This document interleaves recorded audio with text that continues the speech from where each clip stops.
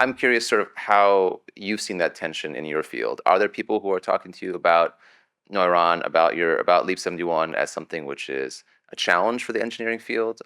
Is everyone sort of welcoming of it?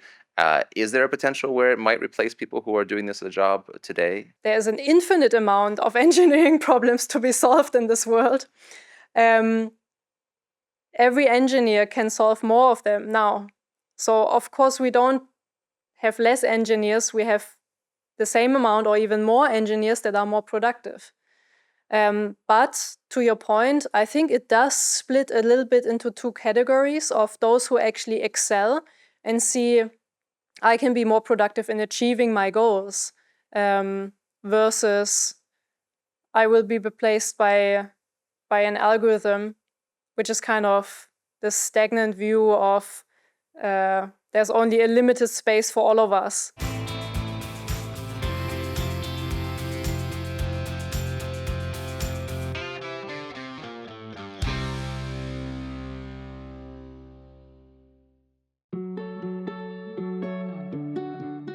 Our guest today is taking the UAE to the stars. Josefine Lissner is the founder and CEO of Leap 71, a Dubai-based company literally building rockets for space travel. A young company of only a few years, Leap 71 is already leading in the field of computational engineering, designing and 3D printing parts, structures, and entire machines using software models right here in the UAE. Hello and welcome to Homegrown DXB, the show taking you inside the lives of the people changing yours right here in the UAE. I'm your host, Amar Batli. And I'm delighted to have with me today on the show Josefine Lissner, the founder and CEO of Leap 71. Josefine, welcome to Homegrown. Thanks for the invitation. Thank you for being with us. So what you and your company does, I think, is really unique. It's really impressive, but not just unique here in the UAE, but on a global sort of scale. So just to start things off, for people watching and listening, can you explain a little bit about what Leap 71 is and why you decided to set up here in Dubai? Sure. So Leap 71 is a company based in Dubai, and we're trying to live and show a new way of how engineering can be done in the 21st century. That's super important because you think of all the infrastructure, all the energy, all the mobility. That's essentially an engineering problem. And we are saying that unlike the computer industry, engineering has actually not progressed as much over the last decades. In fact, it's still quite manual and dull work if you look at the base layer. We can talk about that. And we want to change that because, as I said, it's very foundational to society. And if we can find a way through modern technology to speed up the rate of engineering and innovation, we think there will be a huge cascading effect to it. So that's kind of the founding motive of it. The way we do this is called computational engineering. And what we are doing is we are putting engineering knowledge, best practices, physics into algorithms. And we use these algorithms to generate shapes, objects, and engineering components automatically. So we are basically building a large database for engineering and building computational models that help us innovate and iterate on certain components faster. So can you give us maybe some examples of the types of components? Actually, we have some here on the table in front of us, which, I mean, again, to my untrained eye, look very impressive. But what exactly do they do? And can you guys explain, maybe with traditional engineering techniques, how these would be designed and then how Leap 71 does them? So you're pointing out the right thing. They look very different at first glance. And that gets people excited because when you look at all the objects around us, you can, and you're kind of familiar with the field, you know how they have been designed. So typically engineers work in a visual paradigm, which means that they use a computer as a sketch pad. So they draw on screen in 3D. And humans are kind of, I mean, they get tired at some point, right? They don't want to do the same things again. So inherently, it's manual work, and it kind of has a limit to how complex and crazy these objects can turn. While when you look at our objects, you immediately see the scope of complexity that they bring with us. And that's basically because writing the software is not as much work as creating the shape. So algorithms they don't get tired. They can create details and shapes more over and over and for 1,000 iterations, something that humans fundamentally don't want to do. So the shapes look very different. And because these algorithms are so much faster, they enable us to create geometries within seconds or minutes. And how long would that typically take, say if we were using traditional methods? I mean, it again depends on the complexity, but it's days or weeks of work to draw one thing. And then, of course, as it is in engineering, it's never right the first go. So the real engineering work is iterating, testing, producing, checking out what doesn't work, going back to this drawing pad, doing it again. And that's where most of the engineering effort lies, in this tedious, oh, I have drawn it before and now I have to do it slightly different. And because you draw it manually, it's basically the same amount of work every time, even though it's stupidly simple and almost the same. That's tedious. Speaking of that tedium, then why do you think, sort of to go back to what you're saying, why do you think it has remained stagnant in that way for so long then, in the engineering field? Tough to say. I mean, engineers do use a lot of computers. So they have all their specialized softwares. And I think they get tricked into thinking that they use a computer as you would use a computer. But computers are good at crunching numbers and running things autonomously. That's not really how engineering works. The difficulty lies in that many engineers are not trained to write software or computer code, because that's the difference. Engineers learn at school how to draw things visually, and now we basically say you should write computer code. And it's also kind of an educational effort to bring that change about. But it has happened in almost every other field that has been revolutionized by computers. Accounting, for example. People would write their numbers by hand, and all they would do is add up a sum. And that took minutes.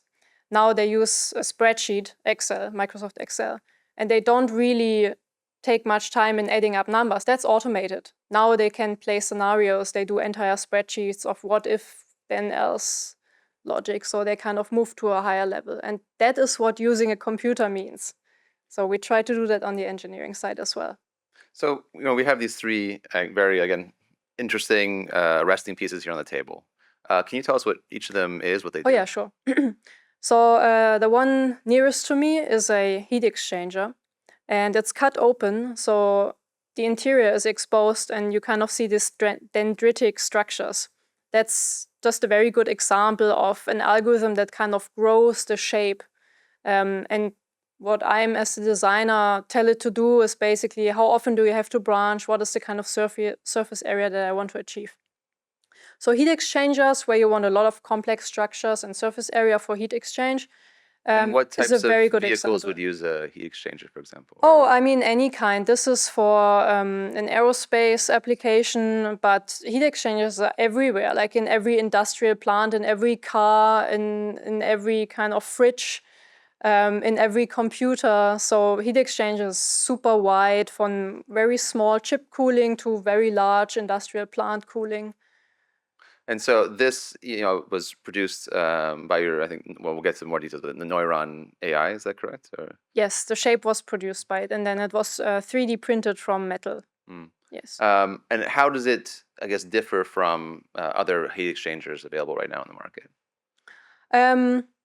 So first of all, the kind of surface area that you can cram into that small space, because of the complex shapes that we can basically place inside and generate automatically, you typically end up with heat exchangers that are smaller for the same amount of surface area, for example.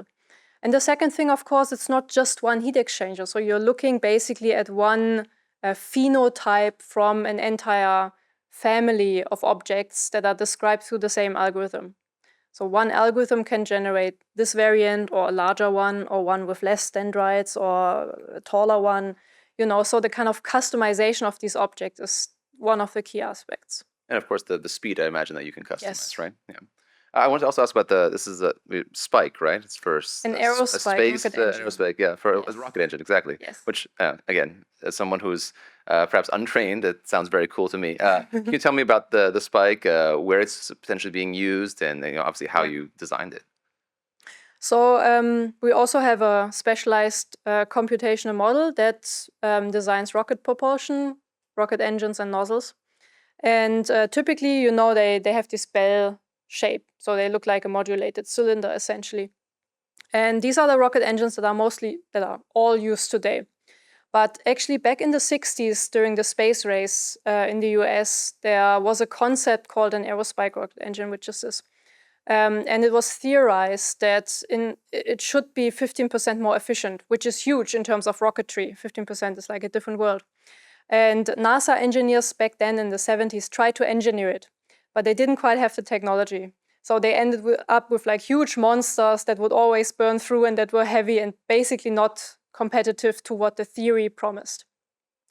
And last year we said, okay, technology has advanced. We have computational engineering, we have 3D printing, which also didn't exist back then. Can we make an aerospike work? And the difficulty is that you have this spike in the center, which sits in a very hot exhaust stream. So you have to cool it down with liquid oxygen. And that's kind of the tricky thing to get right. That's very complex. We designed it algorithmically and we tested it and it worked. And how many tests would you typically do, on something like this? On this one, we just did one. But if you want to kind of optimize the engine, because that was the first one. But if we go to optimize it, then you would run 10 tests a day if you can. You kind of throttle it up and down, see how it behaves, how it burns, how quickly you can do the startup, kind of understand how the system works. But it's a good example of when people tell you, oh, it's very hard or it's impossible, and that lays back a few centuries or years, you should go back and ask yourself, has technology evolved? And maybe the problem statement is not so complicated anymore. So speaking of the technology, then that obviously that Leap 71 has conceptualized, built on. I want to ask you about, I guess, two different aspects. I think the first thing that you had was Peacock, Yes. if I'm right.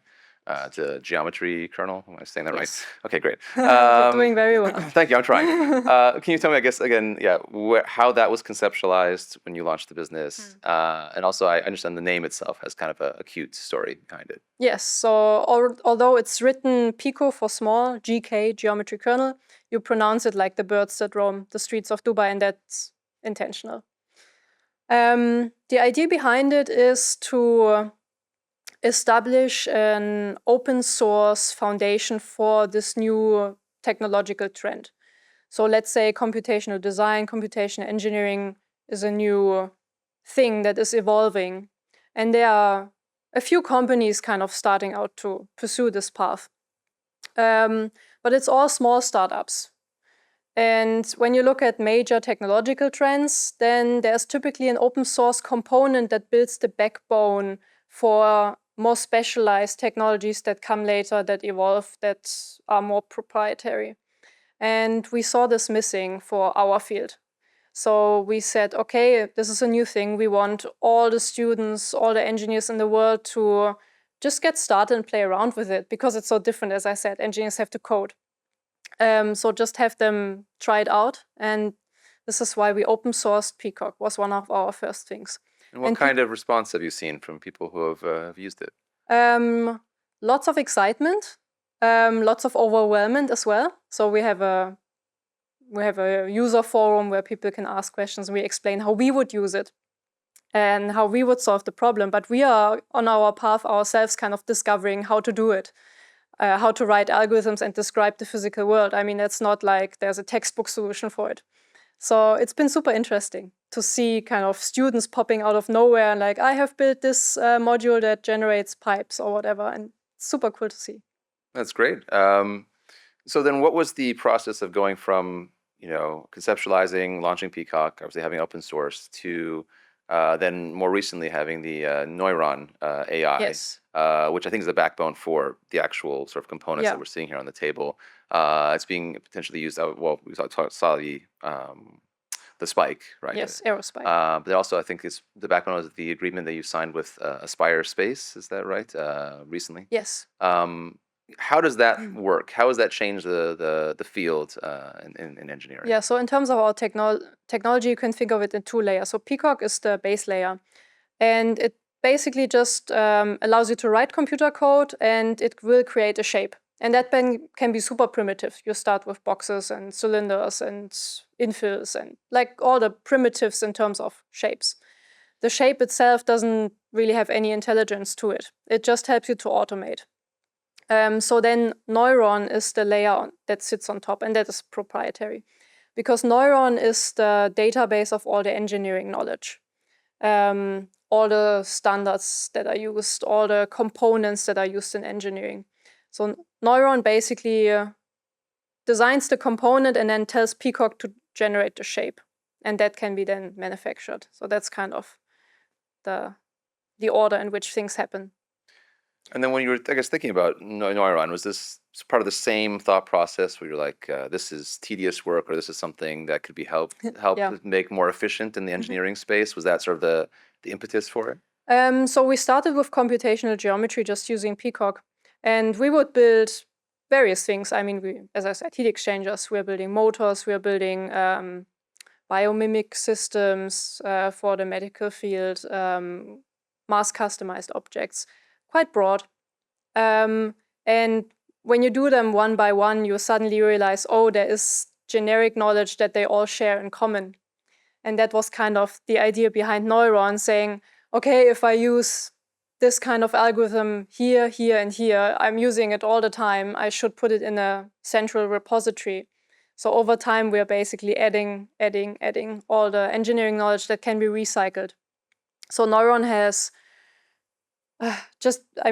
generic engineering things like pipe connections, how to build heat exchangers, how to grow surfaces, how to calculate the thrust of a rocket engine, like all of these things. And then it has certain specializations for like aerospikes or certain types of heat exchangers or an injector head like this one. And do you think it would be, is it something where you built it to apply to any sort of engineering problem, or does it sort of specialize more into specific fields? No, it's intended to be a general knowledge base to start with. And if we engage on a specific project, then I would grab certain modules from Noyron and use it and apply it to the context, basically, if that makes sense. So it has general heat exchanger knowledge, and I would use it to design a certain heat exchanger, and that would be the context or the application. And this, of course, has tremendous implication in the speed at which we are operating, because once I have put something into our database, which essentially meant I have covered a certain aspect of knowledge and I've understood it and it's solved, I never have to do it again. I can just retrieve it. That's how software works. I mean, I never reinvent something that was already done. If someone has done something better, I can use it instantaneously. And that's essentially what we're doing with engineering knowledge. So every day it grows and will make us faster, essentially. One thing that I think struck me, about Leap 71 is it's a very, very unique company. And I was, and maybe this is a fault of my own, surprised to find out it was from Dubai.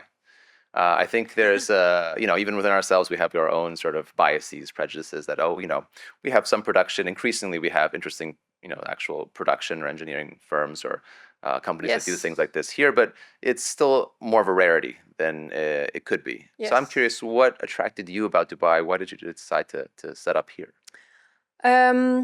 It was mainly the positivity. So we previously, me and my partner Lynn, we lived in Germany and kind of exposed to Germany and Europe and the mood there. And from time to time, we would travel for business purposes and we would come across Dubai. And we really much liked the place. And then when it got to the point that we wanted to start a new company, we thought, okay, we definitely don't want to set it up in Europe this time, sorry. What is a place we generally enjoy? And we said, okay, Dubai, we like it because it has this positivity to it. And frankly, that was the main reason, just to be in a positive environment where people don't tell you off all the time, oh, you shouldn't do that, you can't do that, oh, this is very difficult, like what you're trying to do, no, it's not done anywhere else. Like, all the everyday friction you have. So we didn't experience it here. And we very much knew that this is a blank slate, but as a software company, you're kind of international anyway. So that was the deciding motive in the end. We didn't regret it. And as you said, over the past 3 years that we've been here, we saw huge kind of effort and huge change just to the ecosystem with many technology companies coming here. It's actually quite funny when initially we set out and said, yeah, we are based in Dubai. People would say, oh, why Dubai? And we would say very convincingly, well, of course, we are part of the growing tech ecosystem here. And we were halfway making it up, but by now everyone believes us, and we believe it too. Yeah, it's true. Now it's true. So initially it seemed to be an odd thing to do, but now everyone's like, oh yeah, sure, yeah, Dubai. I've heard great things. Makes sense. Well, thank you for being part of that booming tech industry. That's great. I mean, you strike me as someone who has a real love for what you do, a real passion for it. I'm curious sort of where that initially came from. Is it something where you always imagined yourself in the engineering space, particularly maybe in the aeronautical engineering space? When did you first, discover that you had a real both passion and maybe talent for it? I wouldn't say I have talent, but I have interest. So far it seems to be so good, right? I've always been technically inclined, so that's for sure. I loved maths, I loved physics, because I understood it more than I would understand, like languages or other softer fields, right? So I felt at home at this. So it was never a question for me not to study engineering. The main motivation to study aerospace engineering was actually that during my high school years, I was really much into Formula One, and I wanted to design race cars. And there was this one famous race car designer, and he said, you should study aerospace engineering to get the aerodynamic lessons. So I actually enrolled for aerospace engineering, not because I wanted to design airplanes or anything that flies. I wanted to do aerodynamics on race cars.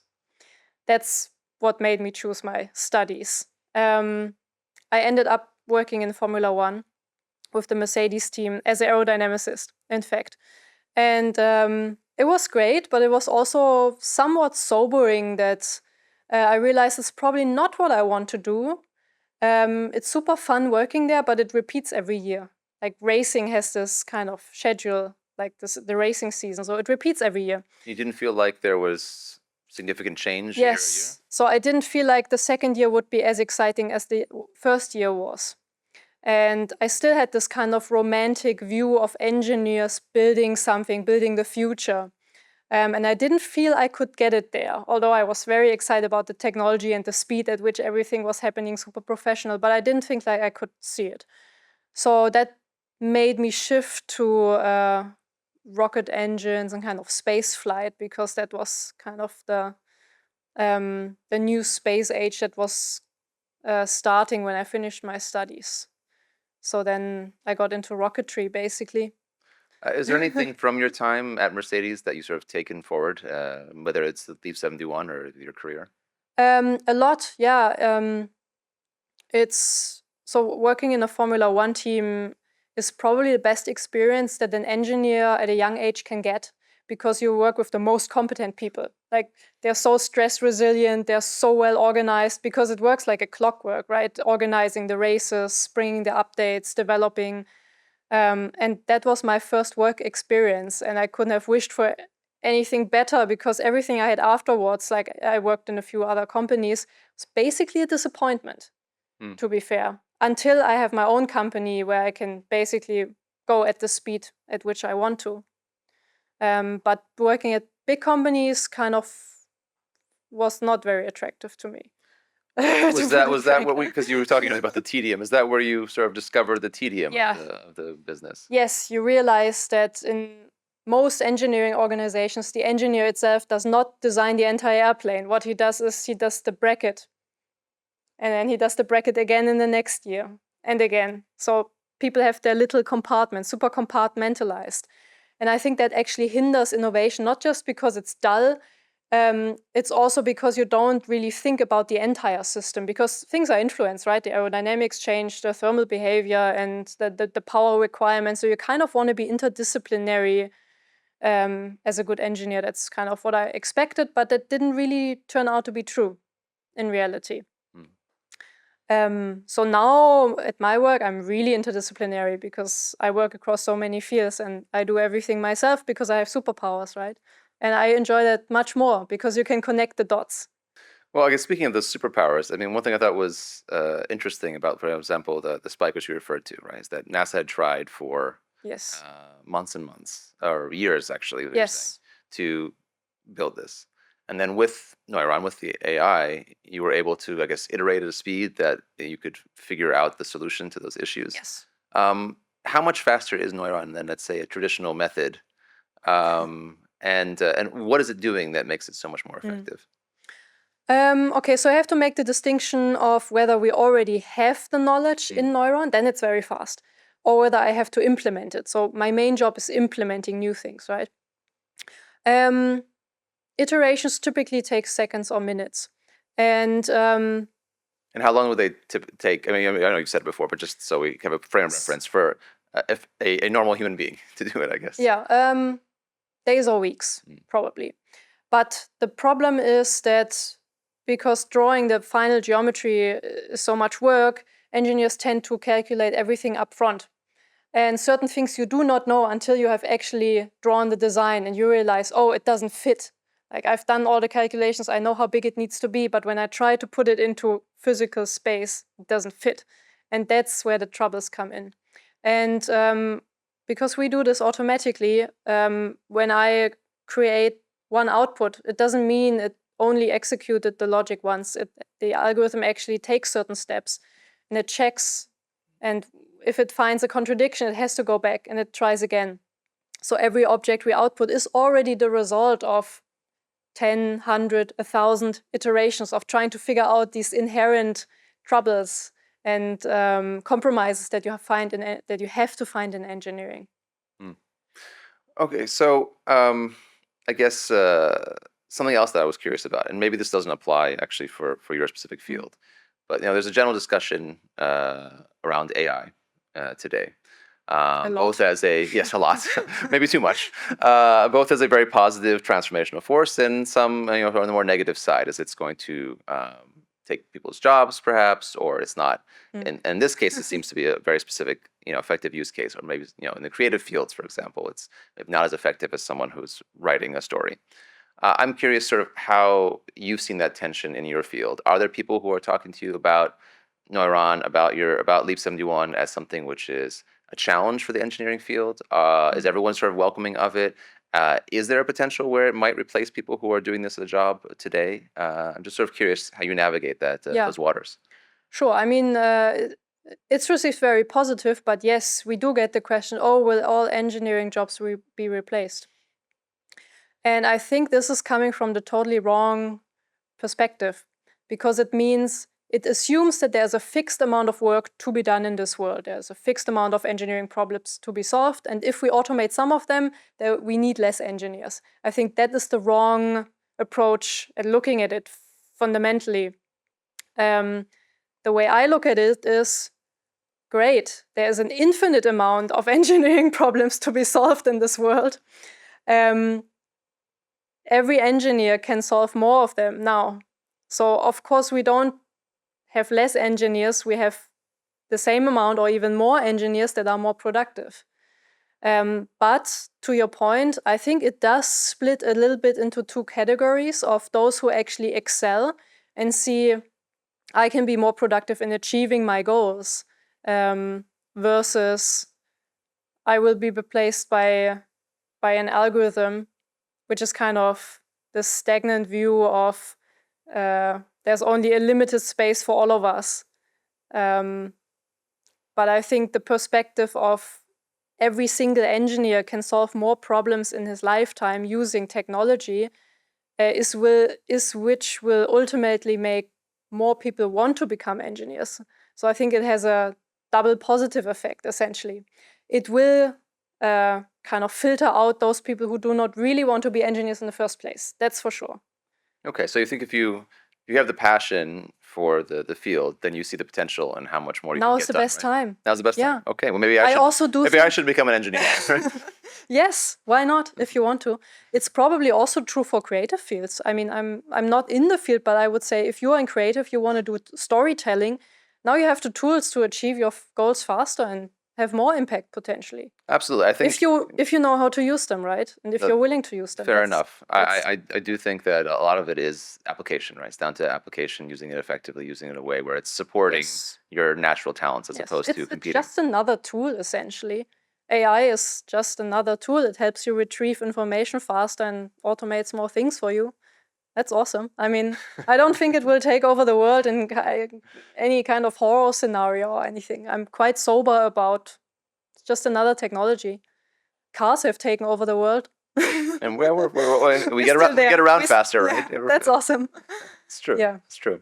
I wanted to talk about, I think, a big announcement you guys made this past June with Aspire Space, which I think is a great sort of indication or marker of the success of Leap 71 and how it's expanded, Yes. right? We are producing, again, components for space travel, like the spike we see here. How did that deal come about? Can you tell us a little bit more about like what you're doing for them and how that factors into Leap 71's business? Okay, I'll roll back a little bit because, as I said, I'm an aerospace engineer. My partner Lynn has some background in, like, family background in rocketry, and so over the past 2 years, we developed a custom computational model that specializes on rocket nozzles, rocket propulsion, and we had a customer who said, "Okay, let's test them," because the initial problem that you face if you have a new technology, everyone's like, oh yes, they look great, but does it actually work? Now, for a two-person software team, that's kind of hard to prove whether your rocket engines actually work because you're not a kind of space company that tests your own rocket engines. So we were hoping that they would test it, but there were many delays. They were European. So at some point, I grew very impatient. I said, okay, let's just test them ourselves. Let's figure out how to do it and so on.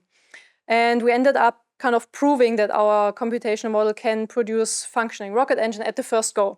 And that is revolutionary because there was no human intervention tweaking, me looking at it and like, I want to change this. We ran the algorithm and we put the result on the test and just kind of pushed the button and see what happened. Was that your expectation before you tested it? Whether it worked or not? Yeah. Oh, I don't know. Like, I wouldn't dare to comment. I would think it worked because I would write down all I knew about it and just hoping it was enough, basically. And it proved. So that was a huge success for us. What it did, of course, was that we were now in a position to generate new rocket engines very quickly because the algorithm was validated. And we did that, in fact. Over the past year, we tested dozens, like 14, 15 completely different rocket engines. And that is unheard of. So rocket engine development is years. And we are boiling it down to a week or something like that. So that's crazy. And this technology came out of Dubai, which was unusual. But it's not like with all of these new space companies that you can easily kind of walk around and buy rocket engines to your spec. Sure, I imagine. It's not an easily available technology. It's absolute key to making a launch business, for sure. So that is why all the new space companies are fully vertically integrated. They all build their own rocket engines, they all build their own test stand, and they all need 20 years. So they're all basically copying SpaceX, and SpaceX very fast. So everyone's doing the same. But if you look at other industries like car industry or even aviation, you have a specialization. You have the companies that do the propulsion, the motors, the jet engines, and then you have the launchers, the airlines, the car builders, car manufacturers. So I think it's realistic to assume that this will happen in the space industry as well. There will be companies who supply the launch, and there will be companies who supply specialized propulsion. And there are other companies starting to see that, and namely Aspire contacted us whether we would be open to supply their propulsion units. And of course, they need to be totally customized to their rocket design. And they said, okay, you guys have a very promising technology to realize this much faster than if we were to go down the traditional route. The traditional route. And this is essentially how the agreement came about. So, I mean, speaking of that future you just sort of posited there, where it isn't vertically integrated, where you do have more specialized suppliers, sort of what timeline do you see or anticipate? Like, when do you think the industry will be mature enough, or there'll be enough demand that you are able to service that kind of need? I think we have to lead by example. Like, I'm not waiting for it to happen, I think. We do see that now more and more companies, we actually have several ones, launch companies that now consider or have decided to move to Dubai because propulsion technology will be available here if we do it. So because you have the availability in the market, because people like Leap Yes. 71 are available, then this Because- becomes a good place for them to set up. Yes, suddenly this is a key technology that is not easily accessible anywhere else. In the US, maybe there are a few. In Europe, not really. There's Ariane, which gives you an engine, but it's super complicated. You don't really want to do it. And not really any other country. So that's, again, a blank slate. And I think Dubai can be great in doing that, because Dubai can lift it onto a very international kind of scheme.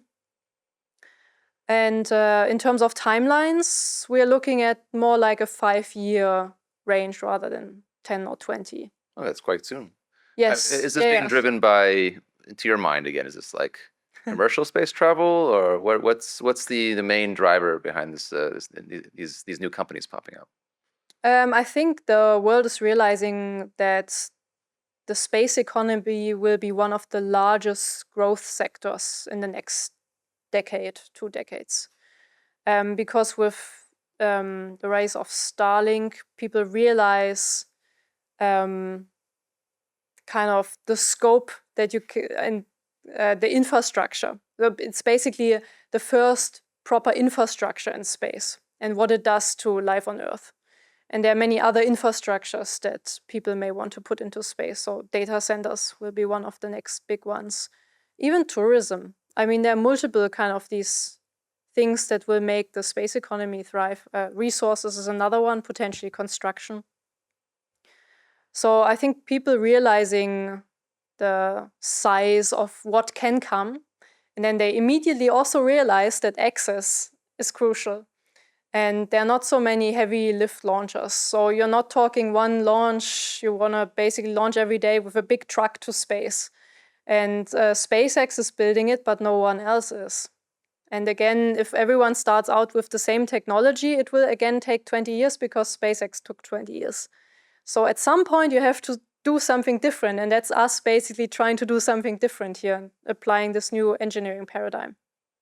On a personal note, do you have any desire to go to space? Is that something you aspire to? Of course I do, yes.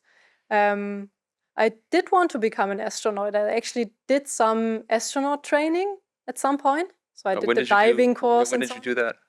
When I was still at university, when I was studying. Yeah. And what excited you about being an astronaut or space at the time? Or maybe still now, obviously. Good question, what exactly it is. I think it's the view, and that generally you'll be working on interesting experiments. I mean, that's kind of what was the job of an astronaut. I think it's changing now, and it gets more of a touristy component.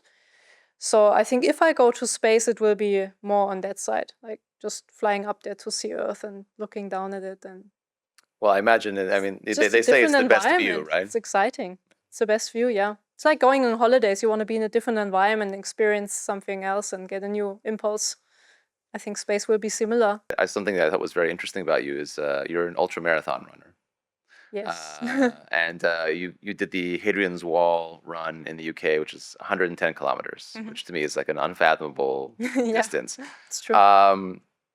And it just strikes me that you seem to be someone who, like in your professional pursuits, is very keen to push boundaries, to try new things, to challenge yourself.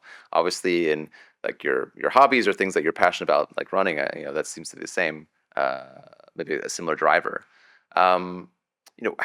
What made you decide you wanted to take on that challenge, and sort of what is different to you between the personal, or rather I say the mental challenge versus the physical challenge or something like that? Both of them are. I guess they're both there. Yeah, they're both mental. To fair be enough. clear about it, yeah. I think so. I always enjoyed running, just kind of getting out fresh air and stuff. So quite pedestrian. But I heard about this race and someone talked about it. And it kept popping up in my head like weeks after. Like What about it was I kept stuck with thinking you? about it. Could you actually do that? Like, is it possible? So the question kept staying with me. So at some point I announced to my friend, okay, I'll try it. Let's see what happens. And I did train for it. It's not like I went into it completely unprepared. How do you train for something like that? That turned out to be relatively straightforward. So you always have to go for a run when you don't feel like running. That's the best preparation you can get. So after you've eaten and you're tired, you have to go for a run. So you basically adjust yourself to what it will feel like during the race, which is uncomfortable. That's what you kind of have to get used. People think it's about fitness. No, it's about being able mental, to cope. right? Yeah, to cope with an uncomfortable feeling and just keep going. So yeah, the whole race is basically just a mental thing. You kind of close yourself off in your thoughts and then you just keep going and you kind of shut off the world around you and you just keep going. That's how I experienced it. And it How went long very does something well. like that take? It took me 11 hours, 42 minutes. So I didn't have to run through the night, which I was a little bit scared of. And I won it. Oh, wow. Yeah. Okay. I didn't know until like before 20 kilometers before the finish. And then I was really super nervous. I was kind of looking back all the time. I would think someone would like race past me. It didn't happen, but I was kind of super nervous about it. It was a very interesting experience, but mainly mental. Did you consider stopping at any point during the marathon? No, not really. I just kept going. But it was, again, just a preparation to, okay, today you just run. You don't question it. Just keep going. And yeah, that's what I did. I mean, it's I can definitely see that in your sort of your approach to your business, to what you do as well. That you just keep going. That aspect of it. I'm curious, how you have used the same mental fortitude, with Leap 71. Is there a moment, something that happened that it was the greatest challenge that you saw during your business, something where you had to, not give up, obviously, and you just be like, okay, I need to push through this and just keep going. I mean, it's basically a roller coaster, and what I had to get used to, because before my jobs were employees, and I didn't realize that employees are actually only exposed to a very limited set of problems which directly concern their job. And when you run your own company, you have all sorts of problems popping up all the time, and most of them are unexpected. So you kind of mentally have to deal with them, and it's more a roller coaster than I initially expected. So yes, that's an aspect you have to get used to. Was there anything in particular you could share? Any stories? No, I mean, just ups and downs. You think, oh, something is not going to happen. And then out of the blue, a very good message comes and you're like, oh, wow, we are completely on a roll. And then something else breaks and you're like, oh, gosh, no, I don't know how to solve it. It's just this stuff. How do you deal with the stress of that? Because I ask this a lot to people who are entrepreneurs who are building their own business, where they're very keenly aware that it's all on their shoulders, right? How do you personally deal with the stress of being in that position? You get used to it. I think you just grow used to it. I mean, my partner Lynn always says, okay, let's just remind what are the most important things right now to do. And then I basically start with the most important thing and solve it. And then if I have time, I do the next important thing. So it forces you to keep a clear focus, because that doesn't make you freak out if kind of the item on the list, which is at place 5, goes boom. You still say, okay, but I'm doing number 1 now and I'm working down my list. So you have to have your priorities very clear, and then that's how you can cope with it, I think. Yeah. Well, I mean, you've already talked a little bit about the next 5 years and what maybe we can expect in the space sector specifically, but talking about Leap 71, because you guys do a lot of things, what are your expectations then for Leap 71 going forward, whether it's the next 5, 10 years? What do you hope to achieve? Good question. If I was a venture-backed startup, I would say, oh, we have to grow by like 200%, whatnot. We don't really think on these terms. We do think in terms of what will be the next technological step for us. Right now, we don't really look to grow the team. We are just 2 people, to be clear. We think more of growth in terms of, what are the next technological bits and bobs we have to add to our stack. So, and we have quite exciting ideas, which will bring us closer to actual production of the shapes that we generate. Because right now, we design the shapes and we send it to someone who will print it for us. We don't do manufacturing, just do the software. But bridging the gap from a design to actually something that can be manufactured flawlessly and integrates the production machines is a huge step. And that's bridged by talking to engineers right now. That can't be the solution. So we're thinking along those lines. But there's not like we have a definite plan and we will execute on something. That's a good thing about being a small company and not having any, so we don't have any investors, which means that we can basically every day we can decide what we want to do.